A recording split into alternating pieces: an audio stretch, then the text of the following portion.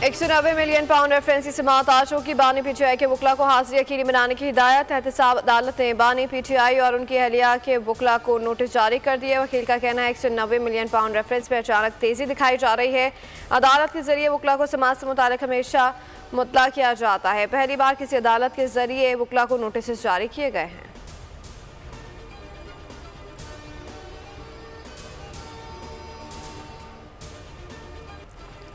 Supreme court में नैब तरमीम case की समाअत। बानी पीटीआई की वीडियो लिंक के जरिए पेशी। चीफ जस्टिस पाकिस्तान की सरबराही में justice Aminuddin, justice Jamal Mandokhail, justice Athar Minallah और जस्टिस हसन अजहर रिजवी पर मुश्तमिल 5 रुकनी बेंच ने केस की समाअत की।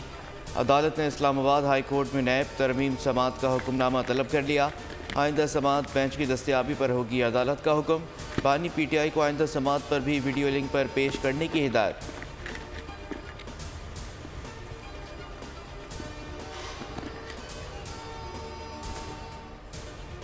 सेनेटर फैसल वावड़ा की प्रेस कॉन्फ्रेंस। सुप्रीम कोर्ट ने असखुद नोटिस ले लिया। केस की समाअत आज होगी। फैसल वावड़ा असखुद नोटिस पर समाअत चीफ जस्टिस सरबराही में 3 रुकनी बेंच करेगा। जस्टिस इरफान सादत और जस्टिस एम अख्तर बेंच का हिस्सा होंगे। सुप्रीम कोर्ट ने अटॉर्नी जनरल को भी नोटिस जारी कर दिए हैं।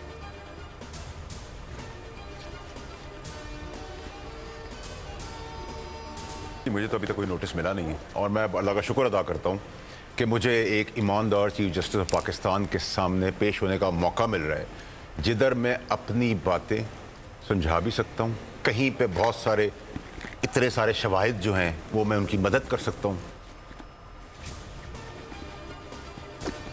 मुझे अभी तक कोई नोटिस नहीं मिला है। ईमानदार चीफ जस्टिस के सामने पेश होने का मौका मिल रहा है। फैसल वावड़ा का कहना है कि मुझे सिंगल आउट किया गया, मगर मुझे कोई एतराज़ नहीं। गवर्नर सिंध तलाल चौधरी, वज़ीर इत्तलात और मुस्तफ़ा कमाल ने भी बात की, लेकिन मेरा गुनाह यह है कि मैंने सवाल उठाए हैं।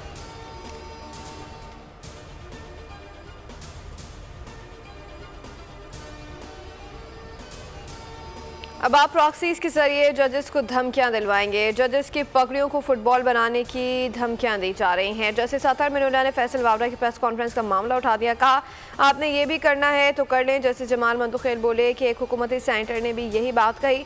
अटॉर्नी जनरल बोले गुफ्तगू तौहीनामीज़ थी।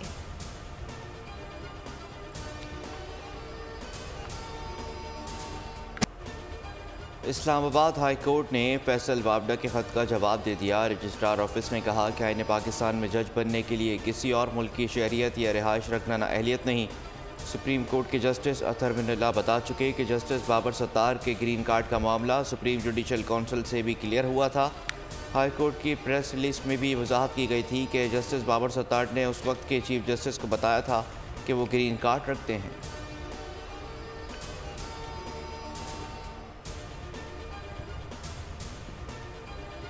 अगर ऑर्डिनेंस ही लाने हैं तो पार्लियामान को बंद कर देते हैं। दौरान समाअत चीफ जस्टिस से सदर मास जस्टिस अतहर मिनुल्लाह का कहना था कि आइन पार्लियामान को कानून साजी का अख्तियार देता है। सदर और ऑर्डिनेंस दोनों ही पार्लियामान को जवाबदेह हैं। कहा कि ऑर्डिनेंस मंजूरी के लिए पार्लियामान को ही भेजा जाता है। चीफ जस्टिस ने कहा कि अगर सदर कहे कि मुझे रोल्स रॉयस चाहिए तो गाड़ी फराहम कर दी जाएगी। पार्लियामान बातें मुस्तरद कर दे तब भी गाड़ी तो खरीदी जा चुकी होगी।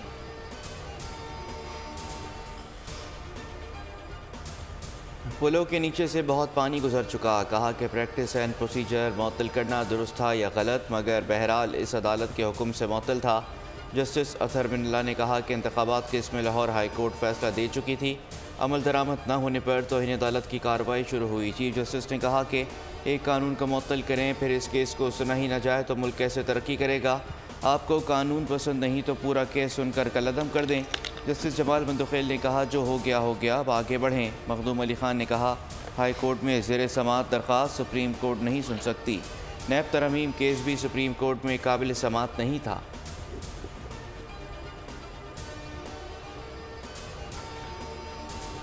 बानी तहरीक इंसाफ की तस्वीर किसने लिखी, तयन कर लिया गया। तस्वीर सुप्रीम कोर्ट में तैनात लॉ क्लर्क ने बनाई थी। पुलिस ने सीसीटीवी फुटेज के जरिए शनाख्त की। मुताल्लिका शख्स के खिलाफ क्या कार्रवाई होगी, फैसला सुप्रीम कोर्ट इंतजामिया करेगी।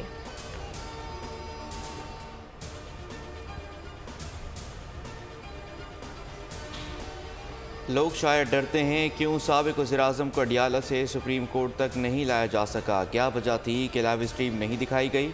रहनुमा पीटीआई अली मोहम्मद खान ने सवालात उठा दिए। कहा कि बानी पीटीआई के केसेस ख़त्म हो रहे हैं, झूठ का पलंदा रद्दी की टोकरी में जा रहा है। शबली फराज का कहना था कि हुक्मरान 9 मई के पीछे छुपकर सियासत कर रही हैं। तमाम मुकदमात सियासी बुनियादों पर बनाए गए। सियासतदान जो है वो दोहरी शहरियत नहीं रख सकता, लेकिन एक जज जो है वो दोहरी शहरियत रख सकता है। और आपको ये पाबंदी ही नहीं है आपके ऊपर कि आप किसी और मुल्क की शहरियत रख सकें। ये बहुत बड़ा क्वेश्चन मार्क है। लेकिन अब ये नया वार हुआ है और ऐसा लग रहा है कि अब जुडिशरी और फौज के दरमियान जंग चल रही है। अदलिया में बैठे जज फौज के खिलाफ हों तो हम चुप नहीं बैठ सकते। मामलात को पब्लिक करने के बजाय अफ़वाम व तफ़हीम से हल करने की ज़रूरत है। रहनुमा MQM पाकिस्तान मुस्तफ़ा कमाल की प्रेस कॉन्फ्रेंस। कहा कि दोहरी शहरियत वाले शख्स को जज होना चाहिए। अगर कौम किसी एक इदारे पर यकजा है तो वो हमारी फ़ौज है। रहनुमा IPP ओन चौधरी की प्रेस कॉन्फ्रेंस। कहा जब भी पाकिस्तान तरक्की करता है चंद अनासिर कोई बहरान खड़ा कर देते हैं। हमारे इदारे हमारी शान और इज़्ज़त है। क्या इन लोगों को भी कटहरे में लाया जाएगा जो इदारों के खिलाफ बात करते हैं?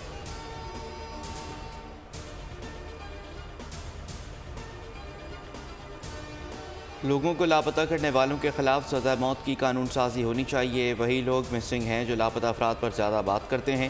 अगर ज़रूरत पड़ी तो वज़ीर आज़म को भी बुलाऊंगा। अगर ये अगवाकारों के खिलाफ कार्रवाई नहीं करेंगे तो घर जाएंगे। लापता अफराद पर बात करने की वजह से शायर को उठा लिया गया। जस्टिस मोहसिन अख्तर कियानी के रिमार्क्स। कहा कि बाइस शर्म बात है कि हम सबको पता है कि कौन क्या कर रहा है। सेक्रेटरी दाखिला और सेक्रेटरी दिफा ज़िम्मेदार हैं। सेक्रेटरी दाखिला से आइंदा समात पर रिपोर्ट तलब। हुक्म दिया कि वज़ारत दिफा का अफसर आइंदा समात पर पेश हो। समात पीर तक मुलतवी कर दी गई।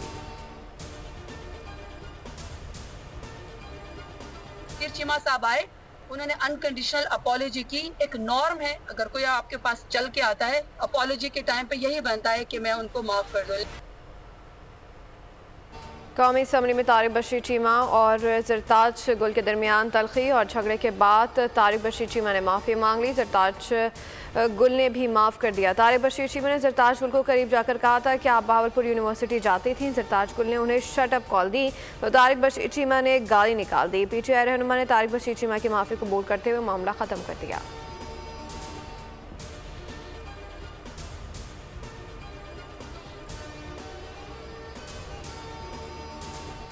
दुबई लीक्स में आने वाली मेरी अहलिया की प्रॉपर्टी 2017 से थी, जिसे गुज़िश्ता साल बेचकर नई प्रॉपर्टी ली। लंदन में भी उनकी जायदाद है। इलेक्शन कमीशन के गोशवारों में सब कुछ वाज़ेह है। प्रेस कॉन्फ्रेंस में वफाकी वज़ीर दाखिला मोहसिन नकवी का कहना था कि बतौर बिजनेसमैन जहाँ चाहूँ सरमायाकारी करूँगा। कानूनी तरीके से बैरून मुल्क सरमायाकारी करना गलत नहीं। बोले कि और भी बहुत लोगों की दुबई में जायदादें हैं लेकिन उनका नाम नहीं आया। लगता है कि कुछ ख़ास लोगों को टारगेट किया गया। ऐसा मंसूबा है जिसके ऊपर पाकिस्तान के तकरीबन $5 अरब खर्च हो चुके हैं। $840 मिलियन का इसका ओरिजिनल तखमीना था, जो कि बैलून करके अब $5 अरब पर जाके ये ख़त्म हुआ। $5 अरब का ये मंसूबा पर मेगावाट ये $4-4.5 मिलियन कॉस्ट कर रहा है। मैं समझता हूँ कि जितनी लागत इस मंसूबे पे लगी है, इस तरह के जो 4 मंसूबे लगे हैं LNG के। नीलम झेलम पावर प्रोजेक्ट का तखमीना कम होकर $5 अरब हो गया। सस्ती बिजली के फ़रोग़ के लिए इक़दाम कर रहे हैं। वज़ीर आज़म शहबाज शरीफ का नीलम झेलम पावर प्रोजेक्ट के दौरे के मौके पर ख़ताब। कहा नीलम झेलम मंसूबे पर मेगावाट $4-4.5 मिलियन लागत पड़ा है। इस मंसूबे की लागत से LNG की दुगनी सलाहियत के मंसूबे लग सकते हैं। बदकिस्मती देखें कि इस मंसूबे में दूसरी मरतबा ख़राबी आई है। ज़िम्मेदारों का तयन होना चाहिए था।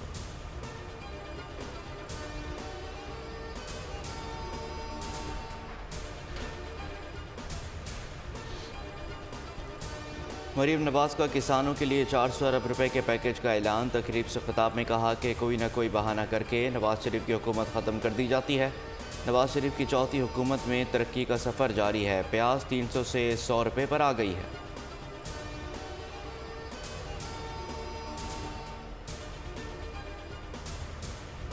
IMF कह रहा है कि तनख्वाहदार तबके पर मजीद टैक्स लगाओ। या IMF के गुलाम हैं जो कभी पाकिस्तान को आज़ाद नहीं होने देंगे। इसके लिए बड़ी तहरीक और कुर्बानियाँ देनी होंगी। अमीर जमात इस्लामी हाफिज़ एम रहमान का लाहौर में इज्तिमा से खिताब। कहा 4% जागीरदारों के पास 40% ज़मीन है। किसान मेहनत करते हैं, हुकूमत धोखेबाजी करती है। किसानों का मसला हमारा है, उसको भरपूर तरीके से उठाएंगे।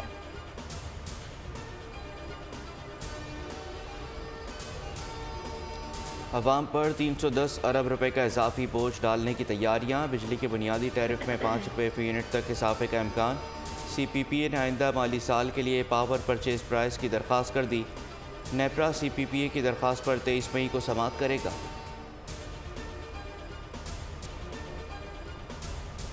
कराची के इलाके गुलजार हिजरी में शहरी की फायरिंग से 2 मुबैना डाकू हलाक हो गए। मुल्ज़िमान शहरी से लूटमार के बाद फरार हो रहे थे। फरार होने वाले मुल्ज़िमान पर शहरी ने अपने लाइसेंस याफ्ता पिस्तौल से फायरिंग की। दोनों मुल्ज़िमान मौके पर ही हलाक हो गए। शालादीप टाउन स्कूल वैन से गिरकर 7 साल बच्ची जाँ बहक हो गई। बच्ची की शनाख्त हुरैन के नाम से की गई। बलोच कॉलोनी में कबाड़ी की दुकान से डाकू मोबाइल फ़ोन्स और 1 लाख से ज़ायद नकद रकम लेकर फरार हो गए।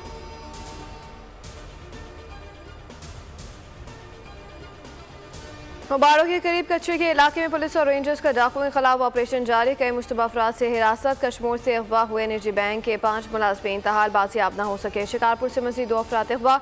मुजाहिरीन ने कौमी शाहराह बंद कर दी। सैकड़ों गाड़ियाँ फंस गईं।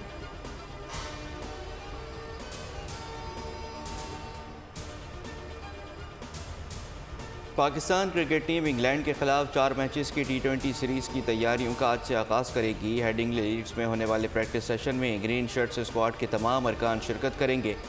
पाकिस्तान और इंग्लैंड के दरमियान 4 मैचेस की सीरीज़ का पहला टाकरा बुध 22 मई को लीड्स में होगा।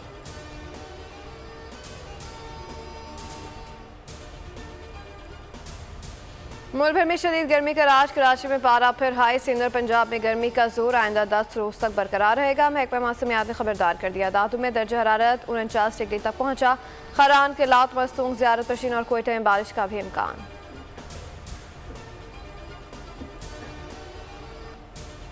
मौसमियाती तब्दीलियाँ फलों के बादशाह पर असरअंदाज। बरामद के लिए आम कम पड़ गए। पैदावारी कमी के सबब बरामदात का हदफ भी कम कर दिया गया। रवां साल 18 लाख टन नहीं 12 लाख टन आम मिलेंगे। माहौलियाती मसाइल की वजह से 6 लाख टन की नुमाया कमी।